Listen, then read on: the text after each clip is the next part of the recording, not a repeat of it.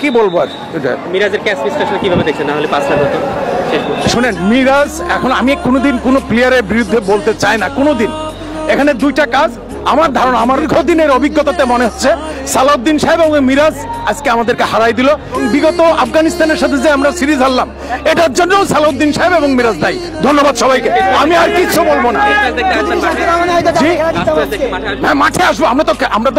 আমরা এই দেশকে ভালোবাসি, এই দেশকে আমরা রিপ্রেজেন্ট করতে চাই, বাস, সোজা কথা একদম। এটা আপনি কোনোদিন যেখানে আপনি দেখেন বোলিং এর কোনো হিসাবই নাই। সাহিব ওই দিন ওদিক দেখেন, সাহেব 3 ওভার বল করে 7 রান দিছে, আর কখনো সাহেবকে বল দেওয়া হলো না। কেন? সালাউদ্দিন সাহেব বাইরে থেকে এটা বলে দেবো না যে সাহেবকে বল দাও? আজকের দিনে যেখানে পিচ, স্পিনের পিচ, আপনি সুপার ওভারে অবশ্যই পারফর্মারকে বল দিবেন।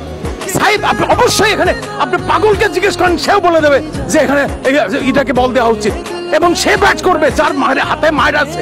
আপনি সম্ভব বুড়ো মানুষ, ও 6 মারতে পারে। একটা দেখেন, একটা ফ্রি পেয়েছে, সেখান থেকে কোনো রানই করতে পারে, 1 রান করছে। আপনি শুধু ঋষাদ, এখানে যে কেউ, আপনি আমার পাড়ার ছেলে পেলেকে যদি জিজ্ঞেস করেন তারা ক্যাম্পিস বলে খেলে, ওদেরকে জিজ্ঞেস করেন, সে বলবে ঋষাদকে ব্যাটিং দেবে, ঋষাদকে বল দেবে।